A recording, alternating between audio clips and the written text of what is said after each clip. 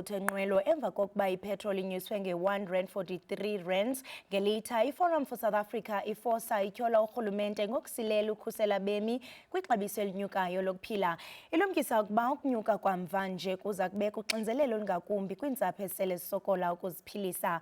Uzolile Ndana, umququzeleli wesizwe lombutho, uncokola nathi ngoku ukuze sixoxe ngempembelelo yokunyuka kwepetrol kunye nenkxalabo zeFOSA. Mnumzana, masikubulise sikwamkele SABC Lihaye, sibambe ngazibini ngexesha lakho. Mbulela mna mntakuthi ndiyabulela nibulise our South African viewers.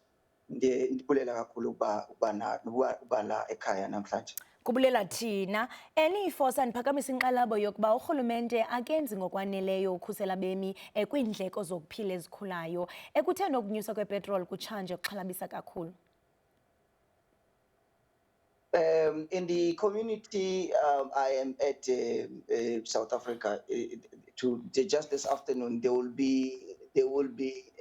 there's a possible meeting between buses and taxi drivers. There's a huge protest against that. We are saying as FOSA, it is not addressing ways in the way government is in Gapona. But monanga indlela yokuba agcina be consulta, because we've never heard of any means the government has done any consultation with our labor platforms and or even civic associations. We think the poor of the poorest are suffering at the expense of a possible inflation that government and or maybe pressure from outside the country that South Africa doesn't seem to have basically looked into properly in addressing the challenges the country is going through. Mhlekazi wami, ndiyathanda nje into yokubana sisebenzise ulwimi lwasekhaya uqinisekisa into yokubana nombukeli phaa ekhaya uyakwazi into yokubana asive. Ndiyacela kakhulu mhlekazi wami, kodwa ke siyaqonda into yokuba xa kunyuka amaxabiso epetroli ukutya kuyanyuka nezinye iinkonzo ziye zinyuke. Ingaba mhlambe oku kuthetha ntoni kumakhaya atsala nzima angathathi ntweni? Ingaba bazawujongana noxinzelelo kwezoqoqosho kwiinyanga ezizayo? Akukho lula eqinisweni ngokuba into esesibonile nangoku siyenzile eyethu uhambo sihambile locally kuma communities, singenile sibuzile siFOSA sathi ngabe lento sithethayo okanye sithi government ayenzanga kakuhle enyaniseni eqinisweni abayenzanga kakuhle ukuba sibuze kubantu abangena lutho asiboni ukuba iphendule ukunyuswa kwepetrol kusize umuntu ongena lutho. Sicela igovernment engabe mhlambe before bayenzile ngabe nalento besithi earlier on at least kube babize abantu umsebenzi ola emakhaya. Abanye basebenzisa ama-taxi, abanye basebenzisa o-buses. Nangoku njengoba nisisho ayisahlalanga kakuhle kulwa umuntu omnyama nomuntu omnyama ngenxa yokuba igovernment ayiyenzanga lona uphenyo ngalento ngendlela efanele. Mhlekazi wami, phakathi kwezinto eniziphakamisayo nithi amaxabiso epetrol xa enyuka iindleko zokutya nezothutho ziyalandela, kodwa into esingayiboniyo kukuba la maxabiso akehli xa sibona ipetrol isihla. Ucinga uba mhlawumbe oku kutheni nje kusenzeka? Sicabanga uba ile nto sithi nazo ezi ze-transport xa inyuka ipetrol i-transport nayo iyanyuka and ngoba bangathi bayehlisa futhi i-transport ayisayehli yona and ukutya kuyohlala kunyuka day in and out, and lento asiboni ukuba isiza iSouth Africa ngokuphendula i-challenge esibonayo apha ekhaya. Aniboni mna ukuba indlela ehamba ngakhona iyogcina iphendula okanye ilungisisa isimo sala ekhaya. Kuyohlala kuba nenhlupheko engathi sizala yona, engathi silandelela yona, engathi sifuna kube njalo okanye laba abahluphekayo bahlupheke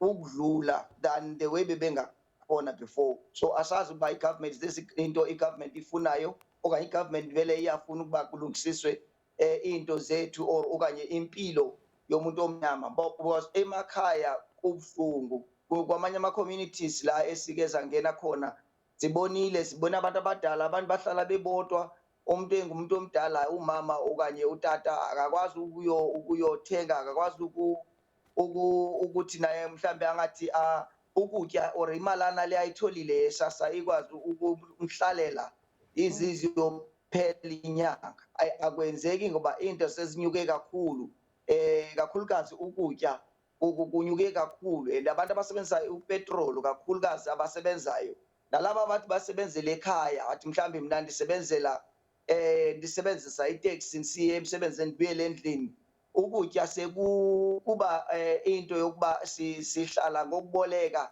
okanye kokubhalisa emashop than the way bebenza khona before sekunyuke kakhulu and kunyuka very fast and asiboni ukuba kunento enzakalayo esizayo.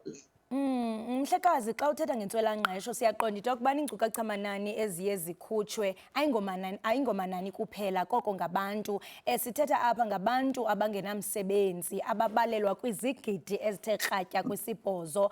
Abanye aba-over 300,000 bathe babe kanti bayasiphelelwa ngumsebenzi. Ingaba mhlawumbe amanyathelo esinyathi nizawuthabathe kufuneke mhlawumbe urhulumente awenze ukunciphisa uxhomekeka koMzantsi Afrika kumafutha angeniswa kwamanye amazwe? Athina amanyathelo enizawathabatha? Sifosa sicela kwi-government at least ake kube nento yokuba bayenza into yokubhekisisa bahlale phansi bayilandelisise le ndaba okanye indlela bathathe iy'nyathelo ngakhona. Kungaba neplan mhlambe yokuthi kuhlalwe phansi njengoba bengithetha nge-consultation ukuthi kungaba njani masingalandela lama labor platform sibize bona sibasondeze abantu mhlambe bangasinikeza okuthize kube ne-sustenance yokuthi senza njani ukuba into zinganyuki ngendlela into zinyuka ngakhona ngoba i-government ubuhlungu bakhona ukuthi abantu abaningi emakhaya ngabantu abakwi-informal sector abantu i-government ingasebenzi kakhulukazi kubo ukuza nempendulo yokuthi nomuntu ongekho formal or ongena njengabo Shoprite shop i-business lakhe i-spaza shop sakhe esifana nabo nomuntu othengisa amagwinya apha endleleni akwezwa indlela yokuthi abo bantu basetshenzwe ngendlela yokuthi xa kunje nalowo muntu naye akwazi ukuba nokutya endlini and naye ke i-government ikwazi nokuthi okay asikwazi ukuthola or ukufumana kwaba bantu i-tax babe formalized abo bantu ukuthi ke i-South Africa ikwazi ukuba sustained kube nendlela ezingasetshenziswa ukuba i-South Africa ikwazi ukuhlala phansi nama-stakeholders bize aba bantu ukuthi sondelani sizobona ukuba singasizana kanjani ngendlela zokubuyisela isimo somnotho kwi-country ngaphandle kokuba sidlule kuma-platforms anjalo ake kungayenzwa as if only officials are meant to decide without ukulandelisisa umuntu omnyama apha phansi nani ngicabanga ukuba if government had consulted such platforms engabe mhlawumbe namhlanje sithetha into yokuba sinabantu abanemisebenzi noma abanye bengasebenzisi upetrol kangakho ke nokuyosebenza nokubuya yes ukutya kungane kuphezulu but the government would consider even nayo ke isector le yabantu abayithengiselayo endleleni ema-taxi rank labo bantu babizwe bahlanganyiswe labo bantu babe formalized sibone ukuba kungenzwa njani ukuba nabo bayenzelwe ama-businesses wabo. I think ngicabanga mntakuthi ibingaba nayo indlela enye ibingasiza ukuba kungabi nalento uba imisebenzi iyaphela mara asiboni ukuthi kube nendlela yokuthi kwenziwe imisebenzi. Mhlekazi wami, abanye abantu bathi urhulumente akanalo ulawulo olupheleleyo ekunyukeni kwamafutha nexabiso lepetroli, kuba kaloku uthi oku kuxhomekeke kwi-international markets, iimarike zehlabathi. Ingaba mhlawumbe uthini ngaloo nto? Ndingathi mntakuthi andiboni uba ugovernment, that's why uForsa sithi we blatantly sithi thina asiyivumi le nto yokuba kube nonyuko olungako kumafutha. Other countries bayenza kanjani?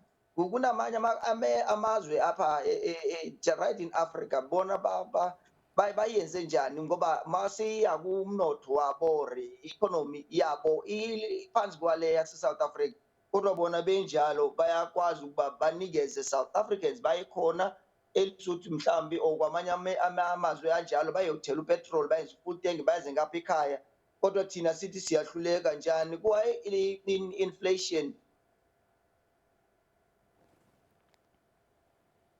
Mhlekazi, right Mbukeli, kuyabonakala nje into yokubana siye sabe namaginxe-ginxe. Besidlana indlebe ke Mbukeli naye umhlekazi uZolile uNtana. Yena ke Mbukeli ungumququzeleli wesizwe walo mbutho. Uncokola nathi ke Mbukeli ngokunyuka kwexabiso lepetroli. Ithe lanyuka ke Mbukeli nge-R1.43. Iyaqonda Mbukeli into yokubana oku kuzawudalisa nkqe kakhulu, ingakumbi kumakhaya angathathi ntweni. Njengoko siqonda Mbukeli into yokuba ukunyuka kwexabiso lepetroli kuthi kuchaphazele ukunyuka kwamaxabiso ombane, ukunyuka kwamaxabiso ezithuthi, kananjalo Mbukeli nokutya, njengoko sithe sabona kwezi nyanga zidlulileyo. Kodwa ke bona benguForsa bamemelela urhulumente into yokubana noko kube khona isicwangciso urhulumente azawuthi asenze uqinisekisa into yokubana noko oku kusitshilwa nengcambu. Sawuhlabela mgama ke Mbukeli.